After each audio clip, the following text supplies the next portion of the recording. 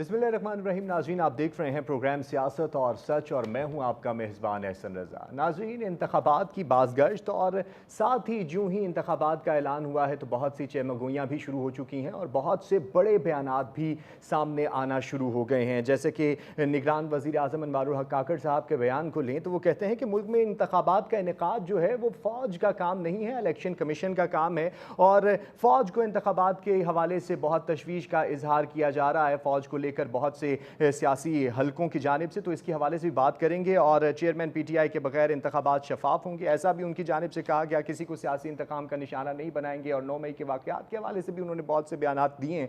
इसके हवाले से भी आज के प्रोग्राम में बात करेंगे। साथ ही साथ मुस्लिम लीग नून में बयानिए की जंग एक छिड़ पड़ी है। अभी नवाज शरीफ साहब ने जो बयानात दिए एस्टैब्लिशमेंट को लेकर, उसके हवाले से बहुत से मुस्लिम लीग नून के कायदीन ने बहुत सी तजावीज़ भी पेश की हैं और मुस्लिम लीग नून में इस हवाले से महाजराई भी है। तो बहुत से इस सूरत हाल में फॉरवर्ड ब्लॉक्स बनने की भी सूरत हाल पैदा हो जाती है। ऐसा होता है या नहीं होता, इसके हवाले से भी आज के प्रोग्राम में बात करेंगे। और साथ ही साथ सियासी जमातें किस हद तक संजीदा हैं इंतखाबात को लेकर और अपने मंशूर को लेकर किस हद तक संजीदा हैं कि वो उसके ऊपर कितना अमल दरामद करा पाएंगी और अवाम के मसाइल का हल उनके पास है या नहीं है। क्योंकि मुल्क में आए रोज़ महंगाई जो है वो बढ़ती चली जा रही है। अगर हुकूमत कहती है, निगरान हुकूमत कहती है कि हम अगले महीने से पेट्रोल की कीमतें कम करेंगे, तो साथ ही साथ अगर दूसरी जानिब देखा जाए तो बिजली की कीमतों में इजाफा कर दिया जाता है और बहुत सी बाज़गश्त जो है हमें सुनाई देती है महंगाई की और अवाम बेचैन है। क्या सियासी जमातों के पास अवाम के सुलगते हुए मसाइल का हल मौजूद है या सिर्फ उसी तरह की बातें हैं, दावे हैं, बयानात हैं? और इन सारी सूरत हाल पर आज के प्रोग्राम में हम बात करेंगे और साथ ही साथ एक अवामी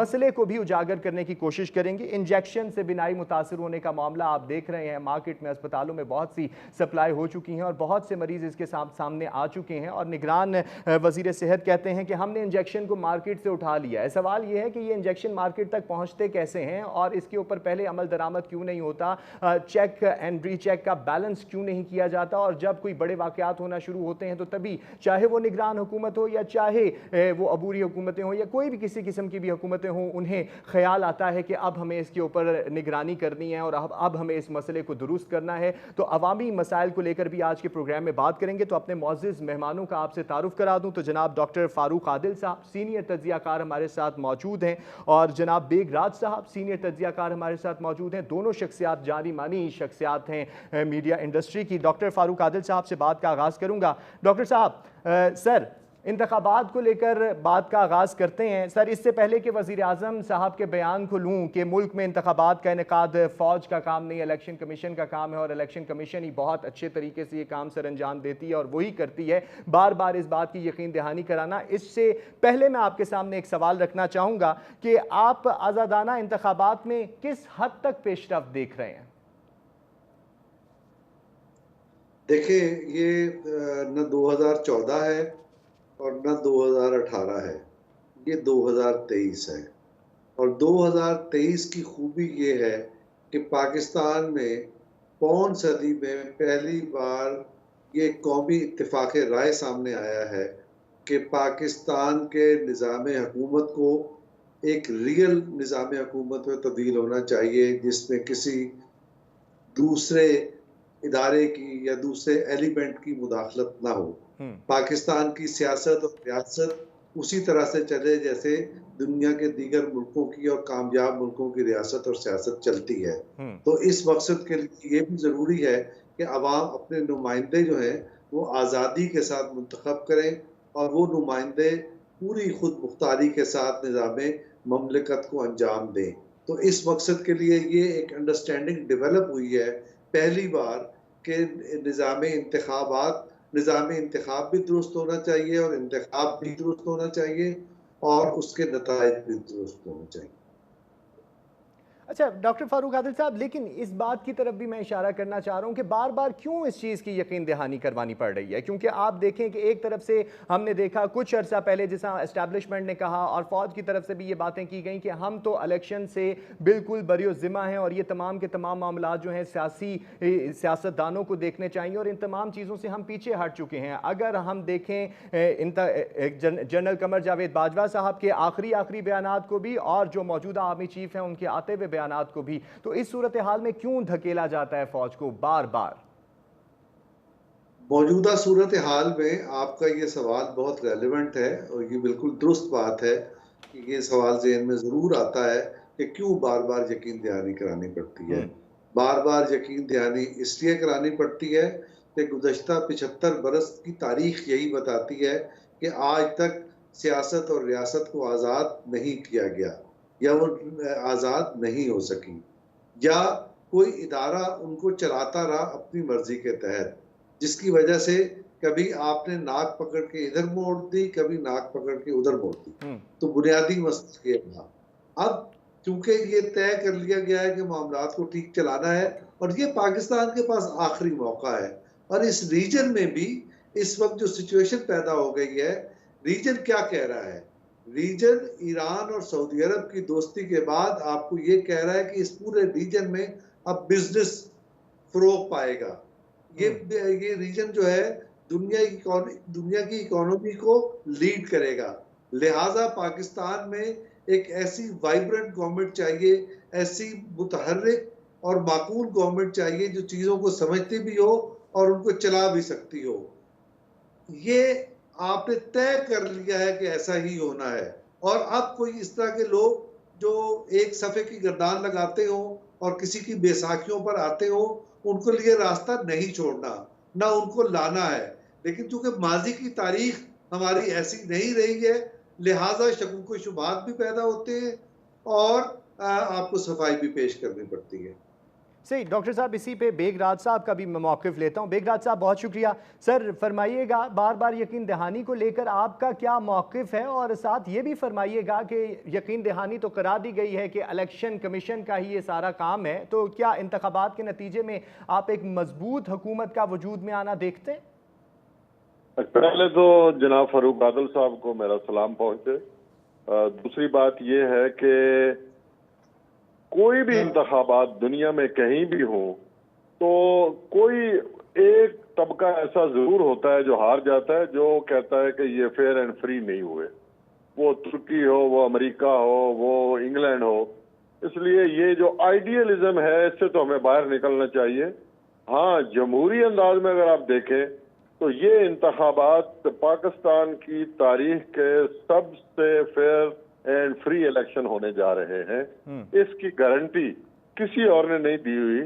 اس کی گارنٹی جو ہے وہ آرمی چیف نے ایک دفعہ نہیں کئی بار دی ہے، اور یہ پہلے آرمی چیف ہیں جو پارلیمنٹ میں بیٹھ کر جنہوں نے پارلیمنٹ کی بالادستی کو تسلیم کرنے کی بات کی.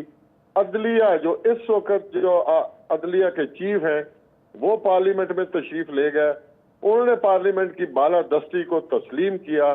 اس لیے پارلیمان جو ہے اس کا وجود ہر لحاظ سے شک و شبہ سے بالا تر ہو جائے گا.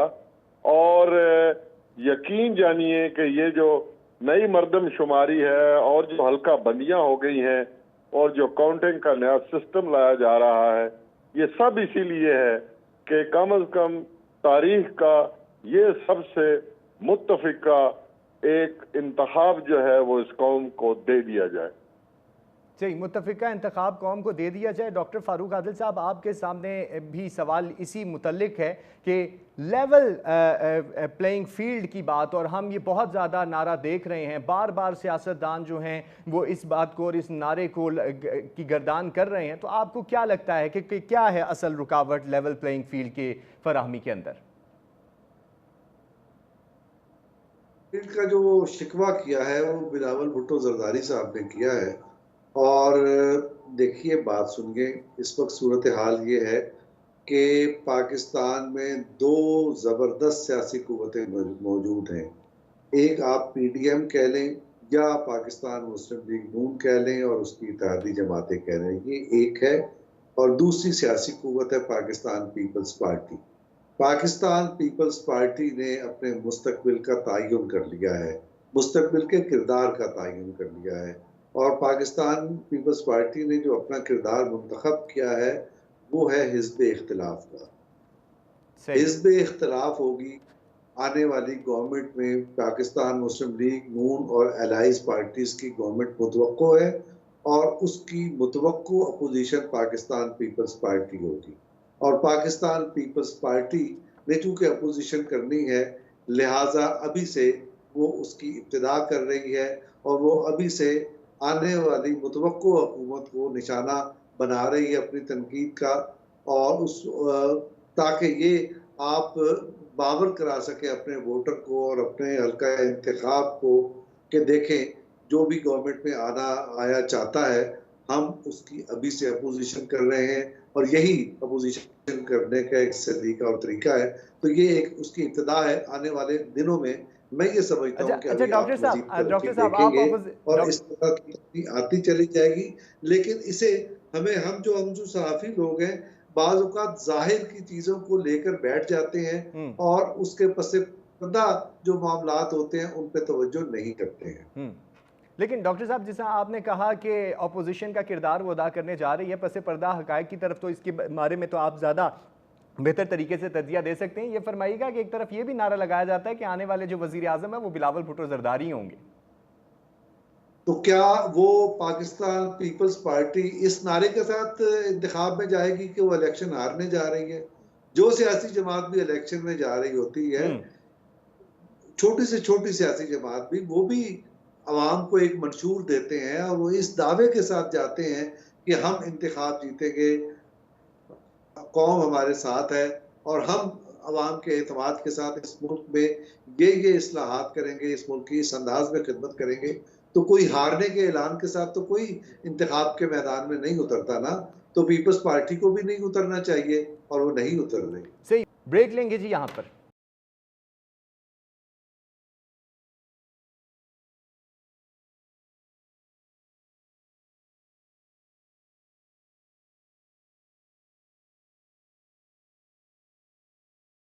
ویلکم بیک جی۔ منشور کی بات کی ہے ڈاکٹر صاحب آپ نے، تو بیگ راج صاحب یہ فرمائیے گا یہ سیاسی جماعتیں جتنی بھی ہیں اپنا منشور لے کر تو سامنے آ رہی ہیں اور انتخابات کے لیے سرگرداں بھی ہو گئی ہیں، اپنے اپنے نعرے بھی انہوں نے تجویز کر لیے ہیں، تو منشور پر عمل درآمد کیوں نہیں کر پاتی، یہ فرمائیے گا۔ اچھا، پہلی بات تو آپ کی اطلاع کے لیے رضا کہ کوئی سیاسی پارٹی کوئی منشور لے کر نہیں آ رہی۔ اچھا، یہ جو اگلے الیکشن ہے یہ کسی منشور کی بنیاد پر نہیں لڑے جائیں گے، اچھا، یہ لڑائی کی بنیاد پر لڑے جائیں گے۔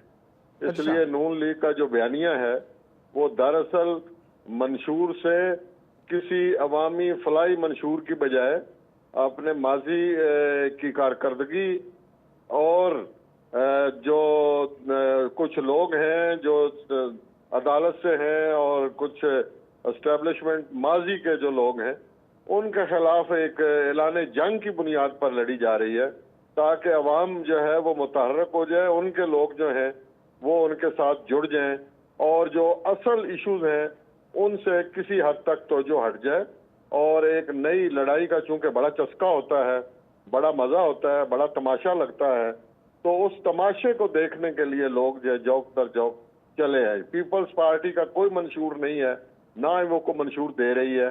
رہ گئی پاکستان تحریک انصاف، تو اس کا مسئلہ یہ ہے کہ اس کو زخم گہرے لگ چکے ہیں، وہ زخم چاٹ رہی ہے، مندمل ہونے کی بجائے تازہ زخم اور لگ جاتے ہیں، اور وہ ایک ایسی سیاسی حماقت کر چکے ہیں 9 مئی کو کہ جس کا خمیازہ انہیں جو ہے ابھی بہت دور تک بھگتنا ہے، اور ان کا امتحان شدید قسم کا آنے والا ہے کہ کیا وہ گھبرا کر الیکشن کا بائیکاٹ کر دیں گے یا وہ جیسے تیسے بھی ہوں گے گرتے پڑتے وہ انتخاب میں حصہ لیں گے۔ ان کا بھی منشور کوئی نہیں ہے، ان کی بھی ایک لڑائی ہے کہ یہ جتنے لوگ ہیں ان سے انہوں نے اس ملک کو آزادی دلانی ہے، اور ان کی آزادی کی حدود و قیود جو ہیں وہ ہم 9 مئی کو دیکھ چکے ہیں۔ اس لیے یہ بالکل فضول بات ہے کہ کوئی سیاسی پارٹی کسی قسم کا کوئی منشور لے کر آ رہی ہے۔ بیگ صاحب آپ منشور سے تو مکمل طور پہ انحراف نظر آتے ہیں، لیکن پھر عوام کہاں ہے؟ عوام کس کی طرف دیکھیے، عوام کہاں جائے؟ وہ پھر عوام اسی چکر میں پھرتی رہے اور اسی گرداب میں دھستی چلی جائے کہ آنے والی حکومت ان کے لیے کچھ کرے گی؟ یعنی اس کا مطلب ہے کہ انتخابات ہو بھی جائیں تو عوام کے مسائل جوں کہ توں ہی رہنے ہیں۔ نہیں تو یہ تو بالکل طے ہے کہ انتخابات کے بعد وہ کہتے ہیں جی سیاسی استحکام آ جائے گا۔ یہ سیاسی استحکام جو ہے یہ بڑی زومانی سی اصطلاح ہے۔ سیاسی استحکام ان کے لیے آ جائے گا جو پارلیمنٹ میں پہنچ جائیں گے، جو پارلیمنٹ میں نہیں پہنچیں گے ان کے لیے سیاسی انتشار ہوگا۔ اب وہ کتنا انتشار پھیلا سکتے ہیں وہ الگ بات ہے۔ دوسری بات آپ نے جو کی ہے کہ جناب عوام کہاں جائیں گے. تو میرا حال ہے پاکستان کی تاریخ میں مہنگائی کے خلاف جو پہیا جام اور شٹر ڈاؤن ہوا اتنا تاریخی کبھی نہیں ہوا. لیکن آپ بتا دیں کہ ہم تو اس قابل بھی نہیں ہے کہ 200 یونٹ سے نیچے والے جو ہیں ان کی قسطیں بل کی قسطیں ہی کر سکیں. اس کے لیے بھی IMF سے ہمیں اجازت لینی پڑتی ہے اور وہ اجازت دیتے نہیں ہیں. اور یہ آپ لوگ بھول جاتے ہیں کہ یہ سارا جو کلاوا ہے گلے میں ڈالنے والے یہ کوئی ایک حکومت نہیں ہے. یہ انہی کی حکومتیں رہی ہیں. اس میں مارشل لا بھی رہے ہیں 30 سال, اس میں نواز شریف صاحب بھی رہے ہیں, اس میں زرداری صاحب بھی رہے ہیں, اس میں جناب عمران خان صاحب بھی رہے ہیں, اس میں نگران بھی ہیں. ہر حکمران طبقہ جو ہے اس نے IMF کی یا ورلڈ بینک کی یا غیر ملکی ادارے جو ہیں مالیاتی ان سے پیسے لیے ہیں اور ان پیسوں کو تعیش نظام حکومت میں خرچ کر دیا ہے, اڑا دیا ہے. اور غریبوں کے غریب کیا ہے جی, اب تو غریب اور امیر سب اس مہنگائی نے برابر کر دی ہیں اور ہم بھول جاتے ہیں. اور ہم بھول جائیں گے مرزا صاحب, آپ کو پھر بتا رہا ہوں, ہم پھر جو ہے سڑکوں پر نکلیں گے اسی طرح نعرے ماریں گے فلاں زندہ آباد فلاں مرد آباد, مرنے مارنے پہ تیار ہو جائیں گے, اپنے بچوں کی لاشیں گرائیں گے اور جلوس نکالیں گے, خون پسینہ بہائیں گے. لیکن ہم بھول جائیں گے کہ اگر اس ملک کو 130 ارب روپے کا مقروض بنایا ہے تو وہ جناب فاروق صاحب نے یا میں نے یا آپ نے نہیں بنایا, وہ انہوں نے بنایا ہے جو دوبارہ کسی نہ کسی شکل میں پھر آ جائیں گے. صحیح. بیگ صاحب آپ نے تو بتا دیا کہ نون لیگ جو ہے وہ اعلان جنگ کا منشور لے کر ہے اور ڈاکٹر صاحب کا کہنا ہے کہ پاکستان پیپلز پارٹی نے بھی اپنے مستقبل کا تعین کر دیا ہے. تو ڈاکٹر صاحب یہ بتائیے گا تحریک انصاف کا کیا مستقبل دیکھتے ہیں آنے والے انتخابات میں, کتنی گنجائش باقی ہے ابھی, کیونکہ PTI کی قیادت کی طرف سے تو یہ بار بار یہ کہا جا رہا ہے کہ وہ ٹکراؤ نہیں چاہتی, مصالحت چاہتی ہے, حالانکہ انہوں نے ٹکراؤ کی سیاست کافی عرصہ پہلے سے شروع کر لی تھی. دو چیزیں اکٹھی ہو گئی ہیں. ایک تو یہ کہ کیا آئندہ الیکشن کسی منشور کی بنیاد پر ہوں گے, اور جیسا کہ بیگ راج نے فرمایا کہ نہیں ہوں گے. ایک سوال تو یہ ہے. اور دوسرا آپ نے PTI کے مستقبل کے بارے میں کیا. اگر آپ مجھے اجازت دیں تو میں ذرا مینیفیسٹو اور منشور پہ بات کرنا چاہتا ہوں. جی ضرور. دیکھیے منشور کیا ہے. اب یہ بات جیسے بیان کی بیگ راج صاحب نے کہ مختلف سیاسی جماعتیں, پاکستان مسلم لیگ, پاکستان پیپلز پارٹی وغیرہ, یہ ایک اس نعرے پر الیکشن لڑنا چاہتی ہیں کہ جی ہماری لڑائی ہے اور ہم اس لڑائی میں فتح یاب ہوں گے. اگر یہ بات کہی بیگ صاحب نے, لیکن اسی بات کو اگر سیاسی انداز میں دیکھا جائے تو یہی تو منشور ہے. منشور کیا ہے؟ منشور یہ ہے کہ گزشتہ 70-75 برس اور 2018 کا جو تجربہ ہے وہ یہ بتاتا ہے کہ کٹ پتلیوں کو آگے لایا گیا اور پاکستان کی جمہوری سیاست کو پسپا کیا گیا. اور جمہوری سیاست کو پسپا کرنا سب سے زیادہ 2018 میں کیوں ضروری ہو گیا تھا, جس کا سفر 2014 سے شروع ہوا تھا. وہ اس لیے ہو گیا تھا کہ پاکستان کی جو بڑی سیاسی جماعتیں تھیں وہ اپنے گزشتہ 30-40 برس کے تجربات کے بعد وہ یہ سیکھ چکی تھی کہ جو کچھ ہم ماضی میں کرتے رہے ہیں اس سے نہ ہمیں فائدہ پہنچا ہے, نہ ملک کو فائدہ پہنچا ہے, نہ پاکستان کے عوام کو فائدہ پہنچا ہے. لہٰذا انہوں نے میثاق جمہوریت کر لیا. اور میثاق جمہوریت کا مطلب یہ تھا کہ ملک کو شعوری سیاسی طور پر اور شعوری طور پر آگے لے جایا جائے. اس میثاق جمہوریت کو توڑنا مقصود تھا. اور میثاق جمہوریت کا مطلب صرف یہ نہیں ہے کہ سیاسی جماعتیں اپنے درمیان کو میثاق کر لیتی ہیں. اس کا مطلب ملک کی معیشت کا استحکام بھی ہوتا ہے, سیاسی اور سماجی استحکام بھی ہوتا ہے, اور وہ سارے مسائل اس میں ایڈریس ہوتے ہیں جو اس وقت پاکستان کو درپیش ہیں. بریک لیں گے جی یہاں پر.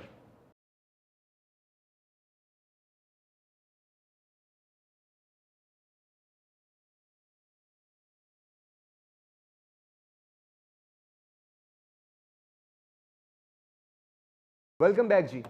تو اس وقت یہی معاملہ آئے گا سب سے پہلے. اگر میاں نواز شریف صاحب نے 2 دفعہ یہ کہہ دیا ہے کہ فلاں فلاں فلاں لوگ جو ہے وہ ہمارے مجرم ہیں اور ہم انہیں کٹہرے میں لائیں گے, تو یہ منشور ہے بھائی. صحیح. اور وہ ان کو بتائیں گے کیونکہ ماضی میں ہم جو ہے وہ پاک چائنا اقتصادی راجداری کی طرف جا رہے تھے، ہم ملک کو اقتصادی طور پر مستحکم کرنے جا رہے تھے، ہم اس ملک میں بجلی کے کارخانے لگا رہے تھے، ہم کاروبار کے مواقع بڑھا رہے تھے، تو اس چیز کو روک دیا گیا اس عمل کے ذریعے. ہم اس عمل کو بحال کریں گے تو یہ منشور ہے. تو یہ ہوئی منشور کی بات. جی اور اسی طرح کا منشور پیپلز پارٹی کا ہوگا، اسی انداز میں لگ بھگ ملتا جلتا پاکستان تحریک انصاف کا ہوگا. اب آ جائیں آپ پاکستان تحریک انصاف کی طرف کہ اس کا مستقبل کیا جی ہوگا.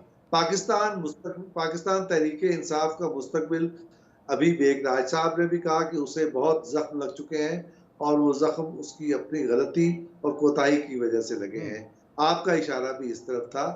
دیکھیے پاکستان تحریک انصاف اگر پاکستان پیپلز پارٹی اور پاکستان مسلم لیگ نون جیسی جماعت ہوتی تو آج وہ موجود ہوتی، کھڑی ہوتی. اس کو ذرا سمجھنے کی ضرورت ہے. جب ذوالفقار علی بھٹو پر برا وقت آیا تو اس وقت کون تھا جس نے آگے بڑھ کے پیپلز پارٹی کو سنبھالا؟ نصرت بھٹو. جی اور جو ذوالفقار علی بھٹو کے ایسوسی ایٹس تھے، جو لیفٹیننٹ تھے، وہ شادیاں کر رہے تھے اس موقع پر. تو پاکستان میں یہ پہلی بار یہ بات سمجھ میں آئی کہ دیکھیں اگر کوئی پارٹی کو آگے لے کے جائے گا تو وہ اپنا خون اور اپنا خاندان آگے لے کے جائے گا اور پاکستان پیپلز پارٹی کی قیادت اور کارکنان اس پر اعتماد کریں گے. ورنہ کوثر نیازی نے بھی نئی پارٹی بنا لی تھی، مصطفیٰ جتوئی نے بھی اپنی پارٹی بنا لی تھی، کھر نے بھی اپنا راستہ کر لیا تھا، حنیف رامے نے بھی اپنا راستہ کر لیا تھا. بالکل اسی ماڈل پر پاکستان مسلم لیگ نون پر جب نواز شریف صاحب پر برا وقت آیا اور انہیں جلا وطن کر دیا گیا اور کوشش کی گئی کہ انہیں سزائے موت دے دی جائے تو اس مرحلے پر مرحومہ سامنے آئی میاں نواز شریف صاحب کی اہلیہ. انہوں نے اپنی پارٹی کو حوصلہ دیا اور قیادت دی اور پارٹی آگے چلی. اور وہ نہ ہوتے تو جاوید ہاشمی بھی پارٹی کو آگے لے کر نہ جا سکتے. اسی طرح سے اب سب سے زیادہ بڑا نعرہ پاکستان تحریک انصاف نے لگایا کہ ہم موروثی سیاست کے خلاف ہیں. تو موروثی سیاست کے خلاف تو وہ ہیں، لیکن وہ اپنا اختیار اپنے ہی پارٹی کے جو ان کے اپنے ایسوسیٹ لیفٹیننٹ ہیں شاہ محمود قریشی صاحب انہیں دینے کو تیار نہیں ہیں کیونکہ وہ ان پر اعتماد نہیں کرتے. اور چونکہ وہ خود نااہل ہو چکے ہیں اور آنے والے دنوں پر ان پر ابھی بہت ساری تلواریں لٹک رہی ہیں جن سے بچ کے نکلنا ان کے لیے ممکن نہیں ہے. تو لہٰذا پارٹی دو صورت میں الیکشن میں آ سکتی ہے، یا اس صورت میں کہ وہ کسی پر اعتماد کرے، لیکن چونکہ وہ اعتماد کرنے کو تیار نہیں ہے، اپنی موروثی لیڈرشپ اس کے اندر ہے نہیں، اور اس صورت میں پھر ایک صورت یہ ہوگی کہ کوئی راجہ ریاض کی طرح سے ایک گروپ اور نکلے اور وہ پارٹی کو پارلیمنٹ کے اندر لے آئے. یہ ہو سکتا ہے کہ پاکستان یعنی پارلیمنٹیرین کی صورت میں جیسے بھی کوئی تجربہ ہو سکتا ہے، یا تو یہ ہو سکتا ہے. دوسری صورت یہ ہو سکتی ہے کہ عمران خان چونکہ اپنا ووٹ اپنی پارٹی کے اندر بھی کسی کو دینے کے لیے تیار نہیں ہے اور انہیں یہ طاقت فراہم کرنے کو تیار نہیں ہے، اور اس کا اندازہ ہمیں اس وقت ہو گیا جب انہوں نے پنجاب اسمبلی بھی تحلیل کر دی، کے پی اسمبلی بھی تحلیل کر دی، کیونکہ وہ نہیں چاہتے تھے کہ میرے ووٹ سے کوئی وزیر اعلیٰ بھی رہے، کوئی قومی اسمبلی کا رکن رہے، کوئی صوبائی اسمبلی کا رکن رہے. لہٰذا موسٹ پروبیبل یہ ہے کہ عمران خان الیکشن کا بائیک آؤٹ کر دیں گے اور یہی پاکستان تحریک انصاف کا اس وقت انجام ہے. صحیح، یعنی کہ آپ کو تحریک انصاف بائیکاٹ کرتی ہوئی نظر آتی ہے کیونکہ وقت میرے پاس کم رہ گیا. بیگ صاحب فرمائیے گا، مسلم لیگ نون بیانیے کی جنگ، جس طرح آپ نے بھی کہا کہ اعلان جنگ ہی مسلم لیگ نون کا منشور بن گیا ہے، لیکن پارٹی کے دیگر رہنماؤں نے کی طرف سے بھی اسٹیبلشمنٹ کے خلاف جو محاذ آرائی کھڑی کرنے جا رہے ہیں نواز شریف صاحب اور ان کا جو بیان ہے، تو بہت سی باتیں چل رہی ہیں ان کی پارٹی کے اندر بھی. تو اس کو لے کر آپ کیا کہیں گے؟ اور ساتھ ہی ساتھ جس طرح ڈاکٹر صاحب نے بھی کہا کہ وہ چاہتے ہیں فلاں فلاں کے ٹہرے میں آ جائیں، تو کیا وہ لا پائیں گے؟ اچھا، پہلی بات تو یہ ہے کہ موروثی سیاست میں پارٹی کے دیگر رہنماؤں کی کوئی اہمیت نہیں ہوتی. اچھا، اس وقت میاں نواز شریف صاحب کے ہم خیال ہیں، جناب شہباز شریف صاحب بھی، مریم نواز صاحبہ بھی، حمزہ صاحب بھی، اور دیگر جو بہت ہی قریبی ہیں وہ بھی. اس لیے کسی قسم کی مجھے اور آپ کو تجزیہ کاروں کو یہ پریشانی نہیں ہونی چاہیے کہ شاید کوئی اس میں فارورڈ بلاک ہے یا کوئی اور سوچ ہے. اور آپ آنے والے دنوں میں دیکھیں گے کہ جو نعرہ میاں نواز شریف صاحب لگائیں گے وہ ہر زبان جو ہے وہی نعرہ لگائے گی، کیونکہ یہ جو پارٹیاں ہماری ہوتی ہیں ان میں موروثی سیاست ہوتی ہے اور ان میں جو قائد ہوتا ہے وہ تقریباً اللہ میاں کے درجے کے اوپر فائز ہوتا ہے. اور اگر یہ کوئی اختلاف کرے گا تو وہ مفتاح اسماعیل بن جائے گا یا شاید خاقان عباسی بن جائے گا. ٹھیک ہے. دوسری بات آپ نے جو ہے وہ کیا پوچھی؟ فلاں کٹہرے میں لا پائیں گے جو وہ کہہ رہے ہیں؟ اچھا، کٹہرے میں پہلی بات تو یہ ہے کہ میاں نواز شریف صاحب کو 2/3 اکثریت لینی پڑے گی. اچھا. اس کے بعد ہی کسی کو وہ کٹہرے میں لا پائیں گے. اس سے پہلے مقصد میں نے پھر بتایا کہ ایک جنگ کا ماحول پیدا کرنا ہے، کٹہرے میں لانا مقصد نہیں ہے. یہاں ادھر ایک طرف سے عدلیہ جو ہے وہ اپنے تحفظ کا بندوبست کرے گی، دوسری طرف اسٹیبلشمنٹ کے غیر وردی والے جو لوگ ہیں، یعنی کہ باوردی نہیں ہے، بغیر وردی کے جو ان کا سکواڈ ہے وہ ہو سکتا ہے میدان میں اتر آئے. لیکن اس کا مقصد بھی ایک فرضی جنگ جو ہے اس کا ماحول بنانا ہے. میں آپ کو یقین دلاتا ہوں مرزا صاحب کہ 2/3 اکثریت لینے کے بعد بھی میاں صاحب جو ہیں جو وہ آج کہہ رہے ہیں، جو بیانیہ بنا رہے ہیں، اس پر عمل نہیں کر سکیں گے. اس لیے کہ اس ملک کو مزید کسی انتشار کی ضرورت نہیں ہے. جو ڈاکٹر صاحب کہہ رہے تھے نا، فاروق صاحب، کہ جی بس یہ ایک کٹہرے میں لا کر جو ہے وہ ایک معاملہ جو ہے وہ کلیئر کر دیا جائے گا اور یہ اب تجربہ کوئی نہیں ہوگا. حضور والا یہ بھی تجربہ ہی ہو رہا ہے. یہ الگ بات ہے کہ یہ ایک اچھا تجربہ ہو رہا ہے. صحیح سید، بہت کیونکہ پروگرام کا وقت ختم ہو چکا ہے. بہت شکریہ بیگ راج صاحب آپ کے تجزیے کا، کیونکہ پروگرام کا وقت ختم ہو چکا ہے. ڈاکٹر فاروق عادل صاحب بھی ہمارے ساتھ رہے. دونوں شخصیات کا بہت شکریہ. ناظرین، ہم امید کرتے ہیں کہ آنے والے آئندہ انتخابات جو ہیں وہ عوام کے لیے اچھے ہوں اور اس میں عوامی مسائل کو اجاگر کیا جا سکے، مہنگائی کا خاتمہ ہو اور سیاسی جماعتیں صرف اپنی جنگ میں نہ لڑی رہیں اور اقتدار میں نہ پڑی رہیں اور ان تمام معاملات سے نکل کے عوام کے بارے میں بھی سوچیں، کیونکہ عوام جو ہے وہ اس وقت بہت بے حال ہے. مجھے دیجیے اجازت. اللہ حافظ.